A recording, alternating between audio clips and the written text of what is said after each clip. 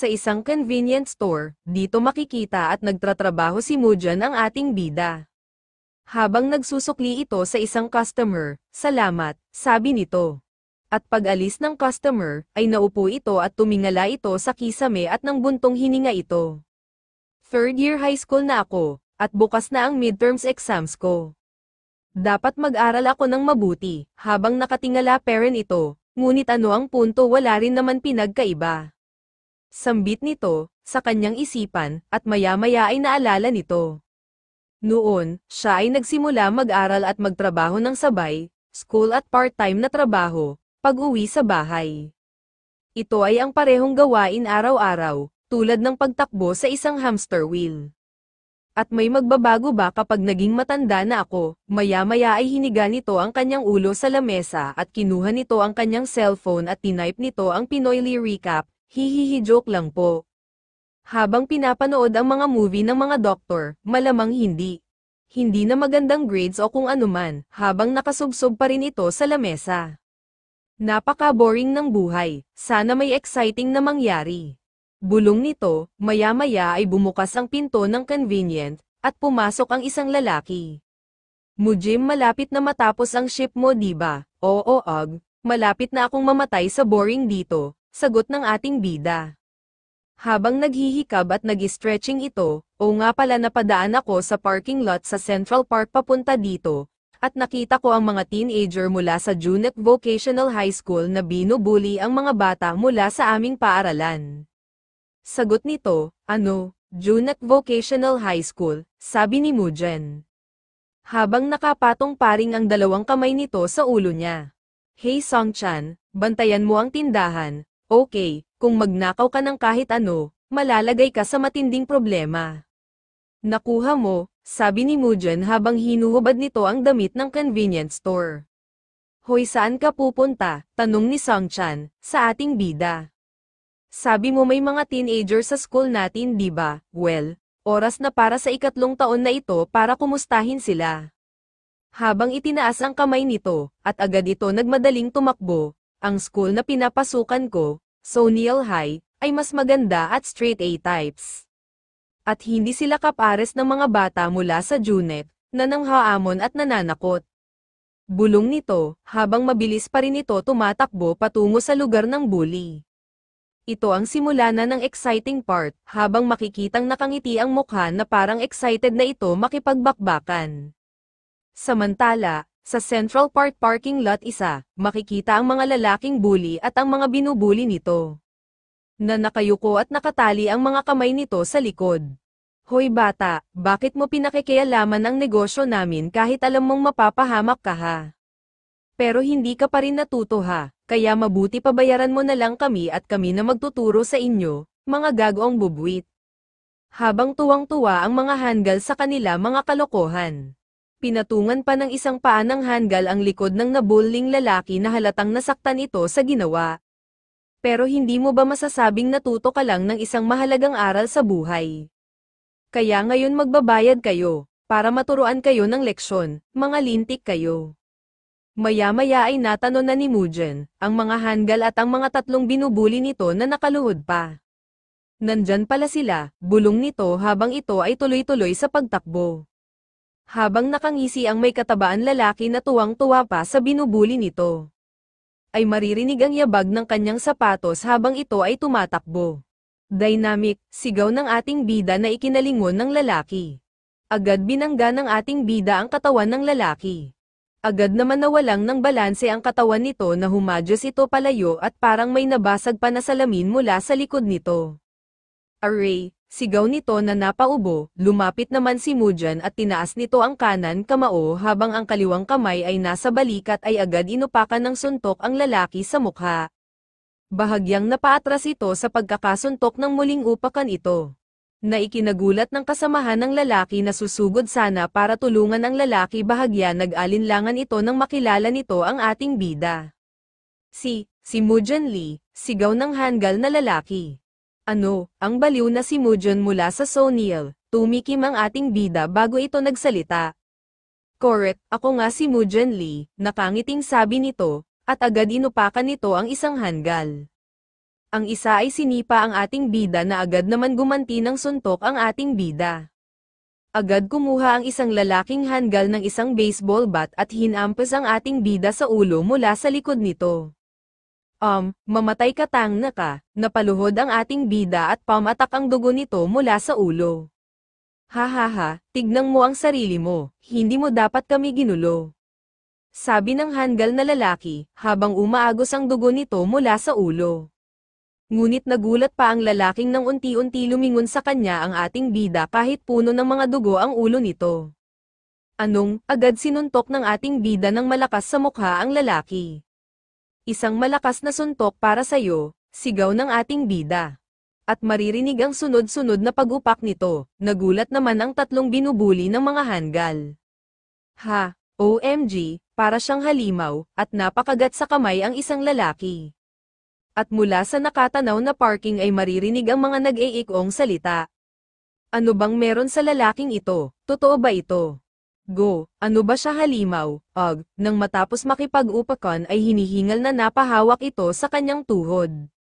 Kumuha ako ng 8 tama mula sa isang kahoy na beam, at 42 suntok, at 27 sipa, dumura ito habang naglakad ng dahan-dahan na parang nanginginig dahil naubusan ito ng lakas. Sobra akong nagalit ng higit pa kaysa sa naisip ko. Ayos ka lang ba mo dyan? Sabi ng lalaking may salamin. Lumingon ang ating bida at tinignan ang lalaking nagtanong, bahagyang napaatras ang lalaki na parang natakot ito. Huwag kang makikipag-away ha, agad itong naglakad ng pasuray-suray. At maya-maya ay isinandal ang likod nito sa pader, at paigang isinandal ang ulo nito at pumikit. God, sobra akong napagod, bulong ng ating bida. Bakit bigla akong inaantok? Hindi talaga ako dapat matulog dito.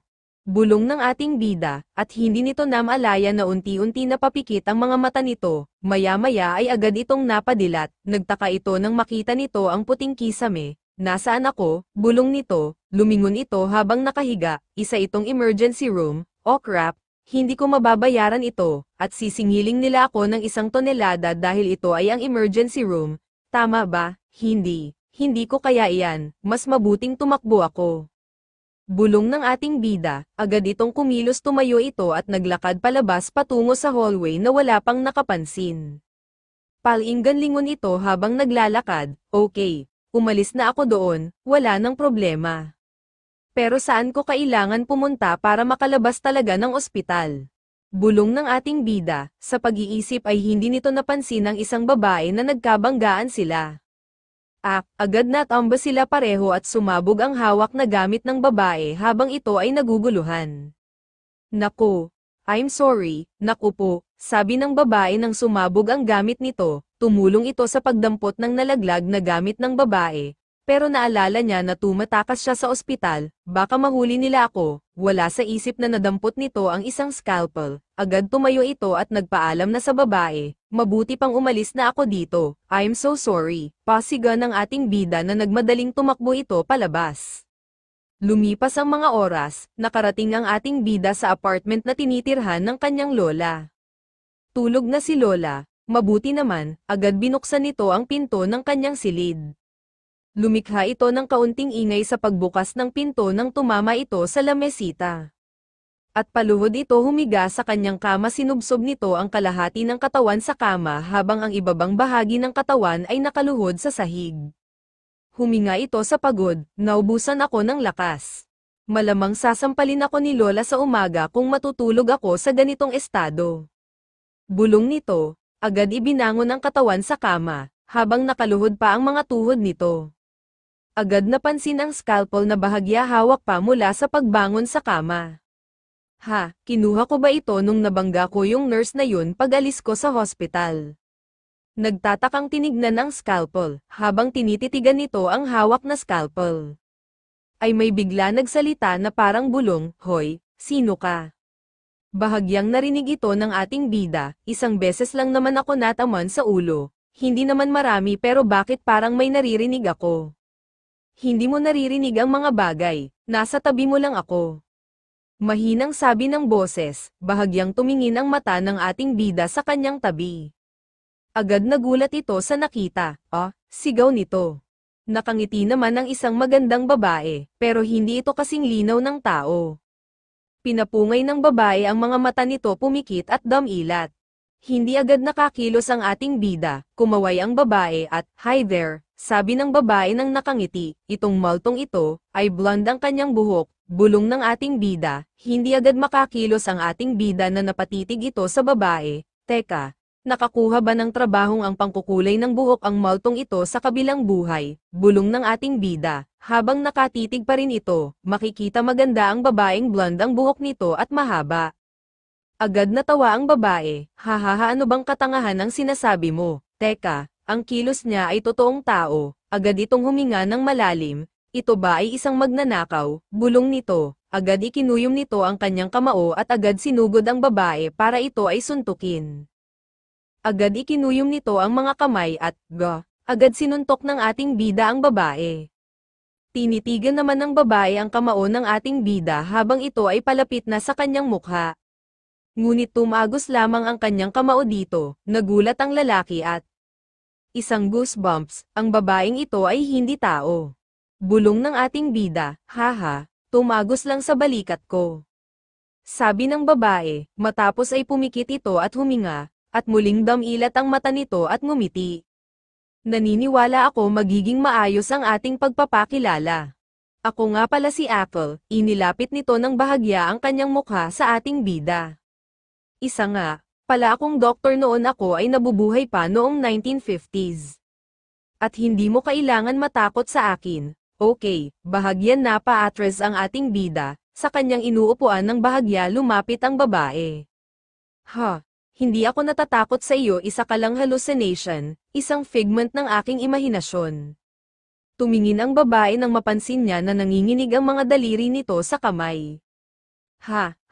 Medyo nanginginig ka para sa isang taong hindi natatakot." Nagtapang-tapangan naman ang ating bida, at tinititigan ito. "Isa lamang siyang hallucination, nakikita ko lang ang mga ito dahil nasuntok ako ng isang beses ngayon, Dapat ay hindi ko na lang siya papansinin, iyan na lang ang gagawin ko, na parang wala akong nakikita." Bulong ng ating bida, agad itong tumayo sa pagkakaupo mula sa kama.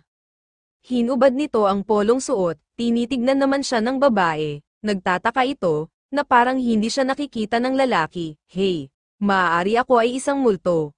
Ngunit ako ay isang babae pa rin, pwede mo ba akong bigyan ng babala bago ka magsimulang maghubad?" Bahagyang tumingin ang ating bida sa babaeng multo. "Isa kang ghost, kaya bakit hindi ka pumunta sa isang espiritista o kaya naman ay magmulto ka sa isang templo o kung saan man, hindi kita nakikita, okay? Kaya umalis ka na dito," sabi ng ating bida. "Hindi mo ba talaga ako nakikita?" Hindi pwede. Please umalis ka na." Ang katawan ko ay halos hindi na nakabitin dahil sa sobrang pagod ko lately. Sinabi sa akin ni Lola na dapat akong uminom ng mga halamang gamot upang bumalik sa dati kong lakas, ngunit magkano naman kaya ang magagastos ko? Bulong ng ating bida habang nakatingala. "Hindi ka naman mukhang pagod, diba?" Bigla na inis ang ating bida at napasigaw ito. "Jeez, sabi ko umalis ka na, diba?" Habang nilingong nito ang babae, at agad lumutang ang babae, na bahagya natakot ang ating bida ngunit hindi ito nagpahalata. Bigla lumamig ang buong silid at, "Sa tingin mo ba narito ako dahil gusto ko?" Saad ng babae na malungkot. "Ano?" sabi ng ating bida. "Hindi ako makakaalis dito," sagot ng babae. Agad pumunta ang babae sa pintuan at lumusot doon. Tumingin ang ating bida sa pintuan. Ano ba ang? Sumuko na ba siya at umalis? Bigla sumulpot ang babae sa likod ng ating bida at, "Hindi ako makakaalis kahit gusto ko, dahil nakatali ako sayo." Naku po, agad nagulat at kinilabutan ito na bahagyan napasigaw. Huminga ito at hinawakan ang kanyang noo na naguguluhan sa nangyari. "Sige, mabuti pa huwag ko na lang siyang pansinin." Bulong nito, agad pinatay nito ang ilaw at bigla tumalon sa kama at nahiga na para matulog. "Bakit ba, bigla kang natutulog?" Pumikit ito at, "Ang ghost na ito sana ay mawala ka na ngayon madaling araw, para wala na siya sa paggising ko ng umaga, diba? Kung gayon ang lahat ay dapat na maayos na, bukas ng umaga." Bulong nito. "Mawala ka na," hanggang iginupo na ito sa antok, at naghilik na ito ng mahina at bahagyang tumulo ang laway nito. Kinaumagahan, pagbangon ng ating bida, napatingin ito nang makita niya pa rin ang maltong babae, sa kanyang tabi na nakapangalambaba pa at nakangiti. Sa pagtulog mo ay para kang bata, bumangon ito para kumilos maligo at magbihis, at humanda na para umalis. Saan ka pupunta? Hello, uy, mayroon akong tinatanong sayo, sabi ng ghost, pero hindi siya pinapansin nito. Nope, hindi kita naririnig. Bulong nito, Mujan, tawag ng kanyang kaibigan. Hoy, bakit hindi ka na bumalik kagabi? Kinakailangan pa kitang takpan hanggang sa susunod na shift. Tumingin ang ating bida at, I'm sorry, saan sa mundo ka ba nagpunta? Sabi ng kanyang kaibigan, sorry ulit, nakalimutan ko sa sobrang kabisihan, ang sumunod ba na shift ay nagbigay ba sa iyo ng anumang problema? Ikaw, hindi ba nakipag-away ka? Sabi ng kanyang kaibigan na nag-aalala, ano, bakit ako binabalewala mo pero hindi siya? Grabe ka sa akin, gusto kong pakinggan mo rin ako, sabi ng ghost na babae, shoo, umalis ka na. I'll ignore you forever kung iniinis mo ako palagi, pasimpleng sabi ng ating bida sa babae. Haha, my friend, may mga away lang na hindi maiiwasan ng isang tao sa kanyang buhay. Ngunit walang pumupuri sa iyo para dito, kahit na ginagawa mo ito upang makatulong sa iba, kaya bakit ipagpapatuloy mo pa ito? Ito si Sung Chan-jin, siya ay mula sa isang pamilya ng mga doktor, at ang kanyang layunin ay makapasok sa medical school. Kahit na, wala itong may dudulot na mabuti sa iyo. Matalino siya at mabait, kaya hindi ko alam kung bakit siya nakikipag-hangout sa isang tulad ko. Anyway, mula pa naman noon ay ganyan ka na. Okay, whatever, may nagawa ka bang pag-aaral kagabi? Nakita ko ang iyong textbook sa counter ng convenience store.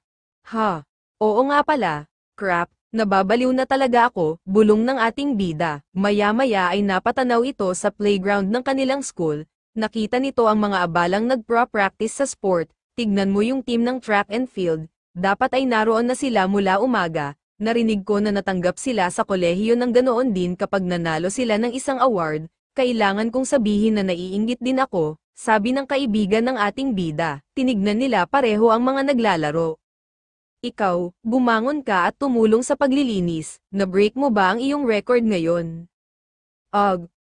Pagod na ako, ha? Tignan mo si Jo Hae-hyun, sumigaw ang ating bida at tinawag ang babae, Jo Hae-hyun, woo, let's go, at kumaway-kaway pa ito, ang babaeng iyan ay si Jo Hae-hyun Lee, at sabay kami lumaki sa isang lugar, napasok siya sa track and field athlete. Agad kumaway-kaway din ang babae nang makita din siya mula sa di kalayuan. Hindi mo ba alam kung gaano kahirap manalo ng award mula sa isang national competition? Sabi ng ating bida sa kanyang kaibigan, alam kong hindi madali, ngunit hindi iyon nakakabawas sa akin inggit. Hindi na nila kailangan pang mag-aral Dude, huwag mong sabihin iyan, ikaw talaga ang numero unang estudyante sa school na ito. Hi Mujan, sigaw ng babae, agad na naakbo ito palapit sa ating bida. Sa pagtakbo nito ay agad itong natapilok, Bahagyang napasigaw ang babae na pasuray-suray, ito sa pagtakbo. Nagulat naman ang ating bida nang makita ang babae.